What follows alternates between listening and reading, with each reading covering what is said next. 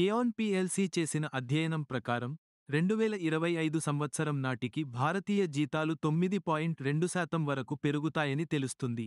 ఇది గత సంవత్సరం నమోదైన 9.3% పెరుగుదల కంటే కొంచెం తక్కువ. ప్రపంచ ఆర్థిక స్థితి ఎదురీతలకు నిలబడుతూ, భారతదేశం తన స్థిరమైన ఆర్థిక వ్యవస్థ మరియు గ్రామీణ డిమాండ్లో జరిగే మెరుగుదలతో ఆశావాహకంగా ఉంది. ముఖ్యంగా ఇంజనీరింగ్, డిజైన్ మరియు ఆటోమొబైల్ తయారీ రంగాలు 10.2% వరకు వేతన వృద్ధిని అందించే సదవకాశం కలిగి ఉన్నాయి. ఏఆన్ సూచించిన ప్రకారం, బేసిక్ పే కంటే ఎక్కువగా హోలిస్టిక్ రివార్డ్స్పై దృష్టి సారించడం, ఏఐ ఆధారిత నూతనత్వంతో సంస్థలు తమ పరిహారం మరియు హెచ్ఆర్ వ్యూహాలను చుట్టూ ఉత్తమమైన నిర్ణయాలను తీసుకోవడాన్ని సహాయపడుతుంది.